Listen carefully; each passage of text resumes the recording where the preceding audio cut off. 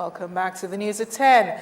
The Kwara State government has concluded arrangements to rename the state university after the late elder statesman Dr. Abubakar Olushola Saraki.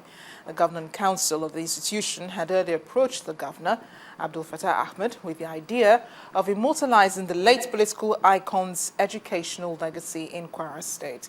Our community report tonight takes a look at the initiative to rename the Kwara State University in recognition of Dr. Saraki's impact on people's lives. Now you're talking.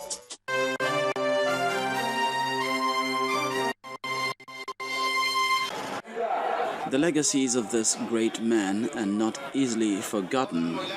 But what's more, the Governing Council of the Kwara State University has also taken the decision to honor the contributions of the late statesman and political icon, Dr. Olushola Saraki, to the development of education in Kwara State.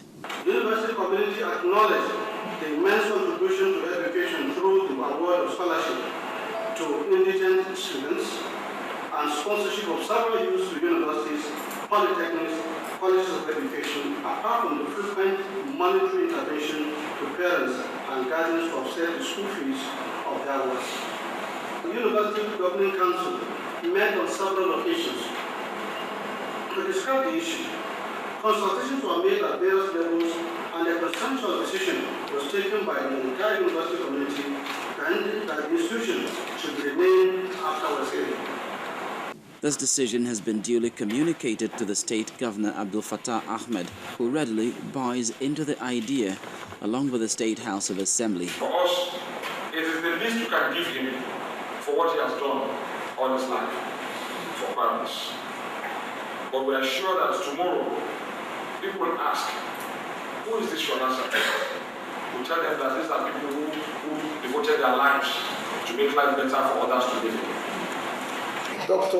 Shola Saraki, like him or lose him, is a man that stood tall in not only Kwara State politics, but in Nigerian politics. The university community, including the leadership and students, accept that renaming the institution will not only honor the man who touched many lives positively in the state, it will also be an honor to their school.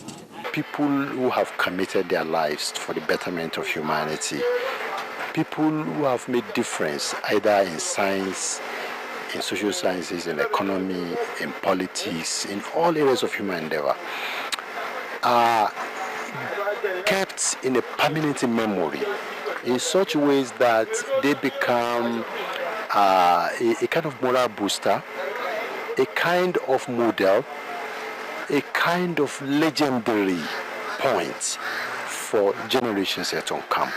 It will boost the recognition of the school, and Dr. Abubakar Shola Saraki is well known locally and internationally. Naming the institution after him would be an inspiration to every Nigerian. Every Nigerian would be willing to work harder, knowing that even after you're gone, your name can still live on. With the passage of the bill for the renaming of the institution concluded, the only thing that's being awaited is the governor's assent before the Kwara State University becomes the Abubakar Shola Saraki University. Now, the Nigerian Electricity Regulatory Commission, the NERC, is set to roll out new electricity tariffs starting from today, June the 1st.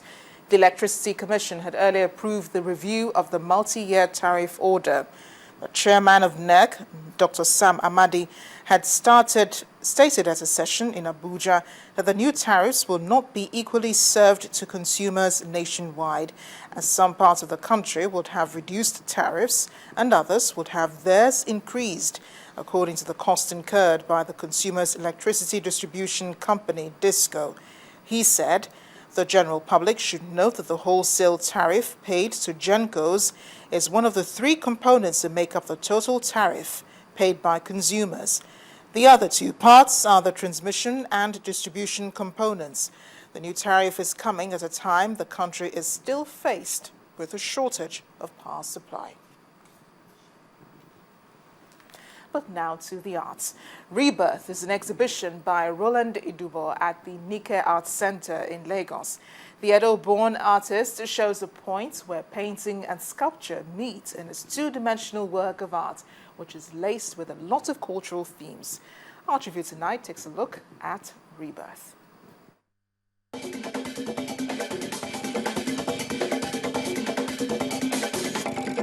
When you get tired of hearing your own name, then we'll change our story. Gilda, the ultimate.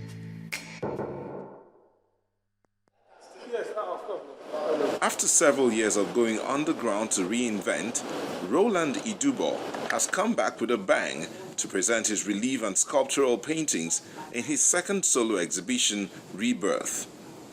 What you see here is about 7 years of trying to, how do I put it, rediscover myself. So this process of recovery, of discovery, I would term a rebirth, because all of a sudden I now know who I am. I've been able to find my footing. It's the result of taking time out to think about the changes he would love to make in his life, in which art is a big part. When a man is reborn, he sees things differently. He is deeper in his conceptions. When he's looking at anything, he's more philosophical about it. So this is what this exhibition is all about. He came with the two-dimensional approach he had decided to embrace, with a taint of color and strong issues as well. It is relief sculptures, because I am from Benin City, Edo State, and the Benin's, we are known for plaques, bronze plaques, wooden plaques, ivory plaques. It's not just like revisiting that ancient art form. So we call it two-dimensional art. You can see, you can touch.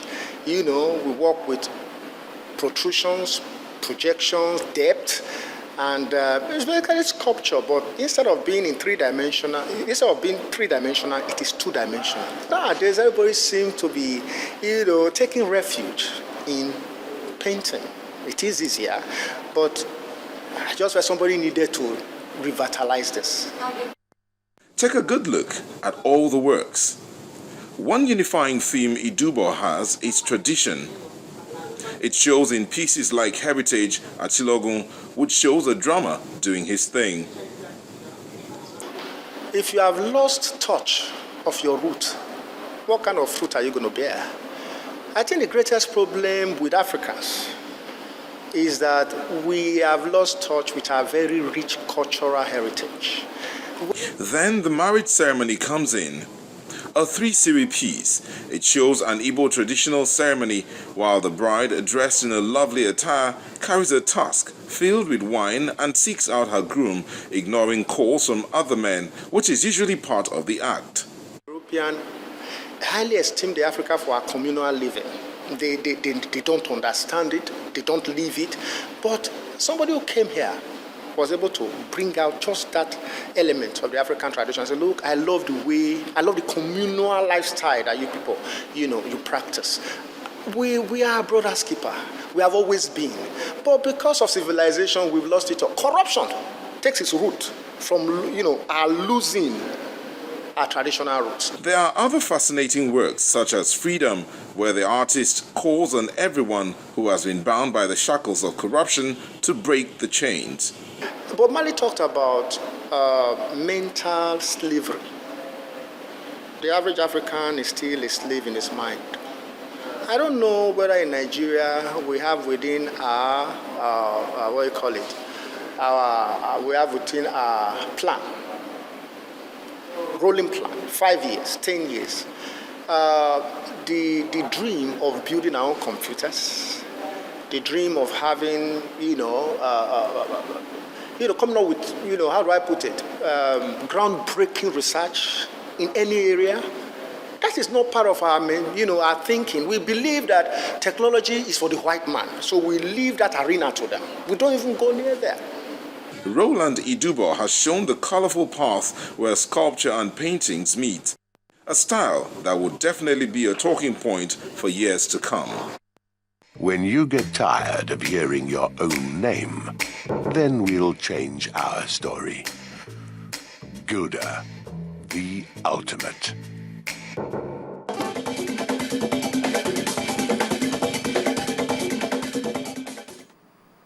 Still ahead on the news at 10, controversy trails purported release of Sudanese woman sentenced to death for abandoning Islam.